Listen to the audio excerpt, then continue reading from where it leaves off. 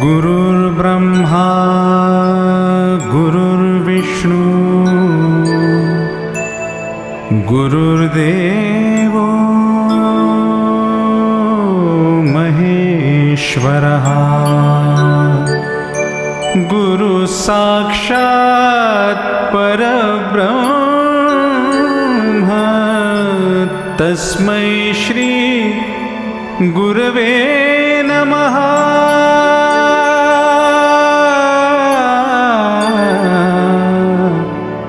गुरवे नमः।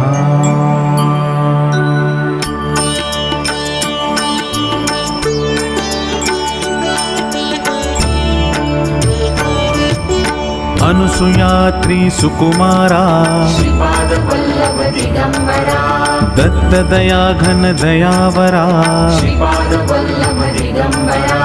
पद्मकमण्डलु गदाधरा श्रीपाद वल्लभ दिगंबरा त्रिशूल हे शोभेकरा श्रीपाद वल्लभ दिगंबरा षड्विध आयुध परीकरा श्रीपाद वल्लभ दिगंबरा पूर्णानन्दावतारा श्रीपाद वल्लभ दिगंबरा सुभस्म रुद्राक्षाभरणा श्रीपाद वल्लभ दिगंबरा भवभय दुःख निवारणा श्रीपाद वल्लभ दिगंबरा काषायाम्बर वसनधरा श्रीपाद वल्लभ दिगंबरा श्रीमेघश्याम सुन्दरा श्रीपाद वल्लभ दिगंबरा अवधूता हे गिरिवरा श्रीपाद वल्लभ दिगंबरा ओजस तेजो द्युतिधरा श्रीपाद वल्लभ दिगंबरा षड्भुज मूर्ति विराजिता श्रीपाद वल्लभ दिगंबरा विश्वरूप हे विश्वंभरा श्रीपाद वल्लभ दिगंबरा भक्त प्रिय वज पंजरा श्रीपाद वल्लभ दिगंबरा दीनांचा उद्धार करा श्रीपाद वल्लभ दिगंबरा दत्तात्रेय अवतारा श्रीपाद वल्लभ दिगंबरा श्रीपाद नरसिंहवरा श्रीपाद वल्लभ दिगंबरा नित्य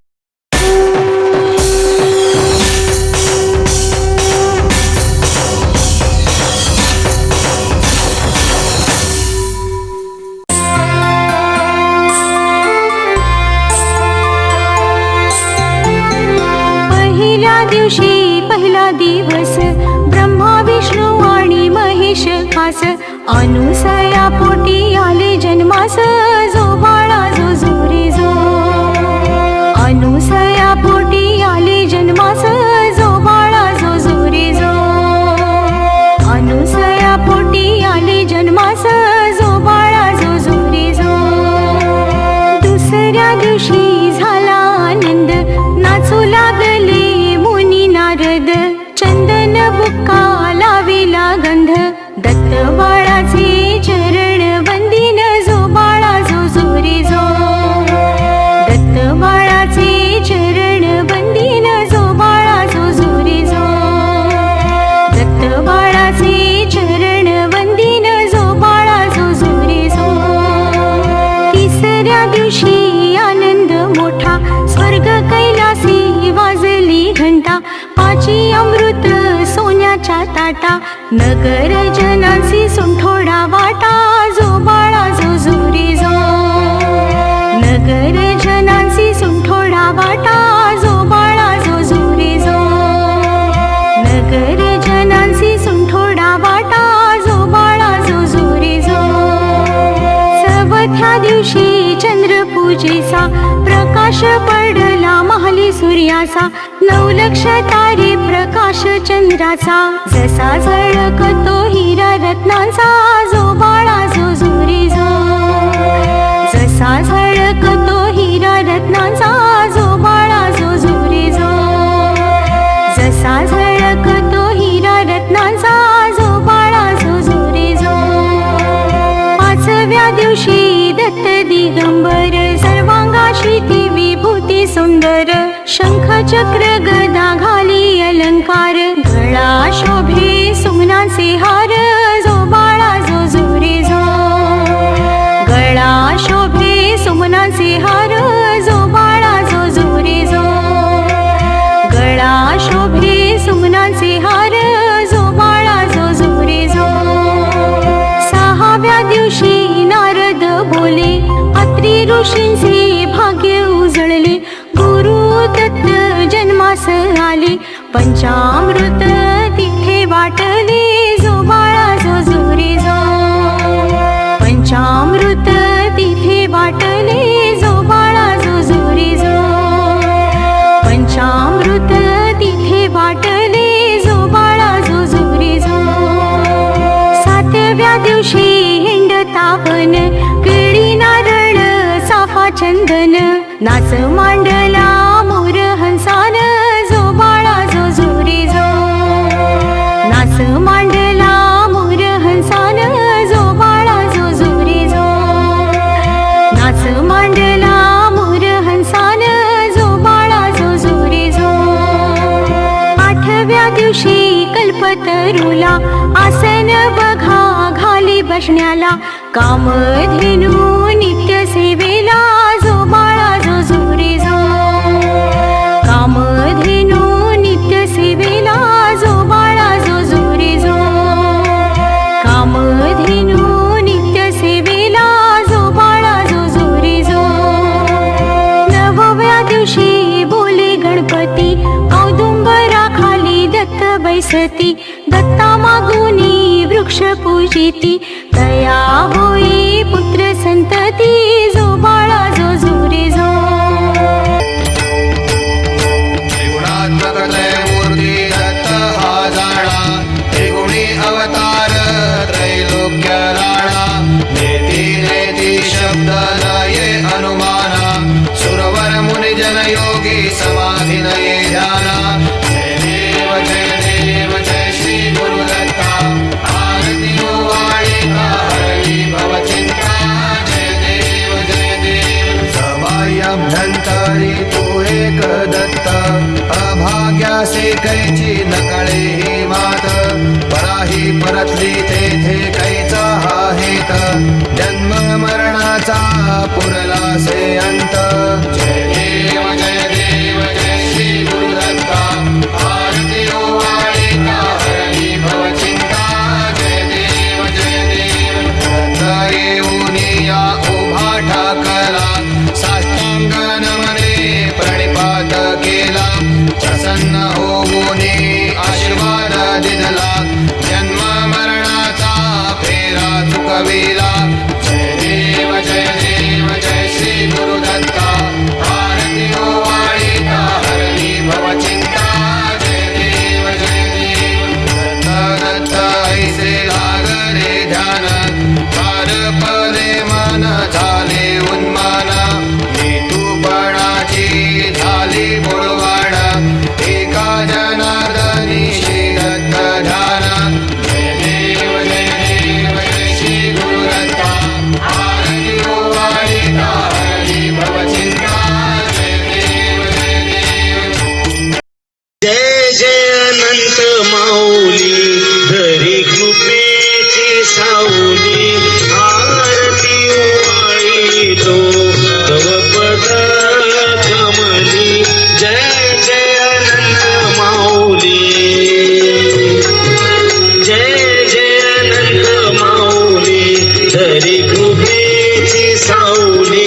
आरती वाळी तो तव पद कमली जय जय अनंत माऊली स्वामींनी दिली स्फूर्ती म्हणावया तव कीर्ती समर्था सममूर्ती सद्भावी करू आरती जय जय अनंत माऊली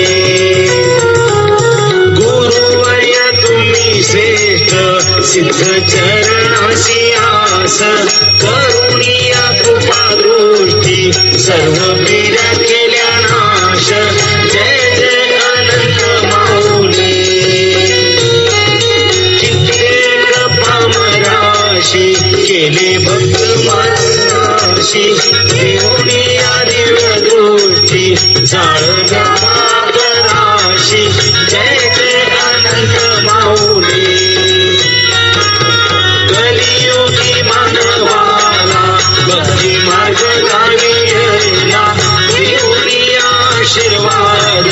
स्वामी नामी रंगविला जय जय अनंत माऊली गुरुवारी पौर्णिमेला अनंत मठाला भरवणी भक्ती मेळा भक्ती मार्ग फुलविला जय जय अनंत माऊली जय जय अनंत माऊली धरी कृपेची सावली आरती ओवाळी तो गवपद कमली जय जय अनंत माऊली ऐसे तव गुण गाथा मती न पुरे आता कृपा करा गुरु राया सद्गुरु अनंता जय जय अनंत माऊली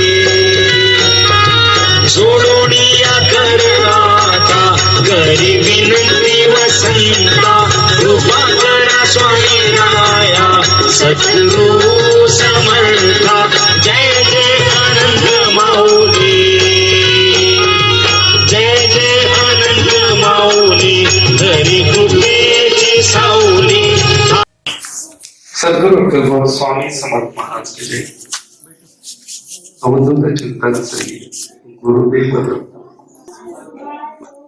खरं जीवनामध्ये सद्गुरूंच्या चरणी महाप्रसाद अर्पण करणं ही अत्यंत भाग्यशाली गोष्ट असते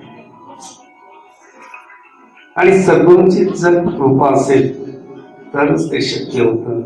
अन्यथा होत कलियुगाचे सूत्रधार म्हणून त्यांना संबोधलं जातं.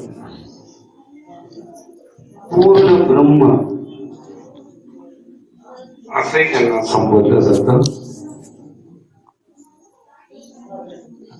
आणि ब्रह्मा विष्णू आणि महेश अशा तीन दैवतांचं एक रूप. त्यामुळं वेगळी भक्ती करण्याची गरजच नसते. फक्त स्वामींची जर भक्ती केली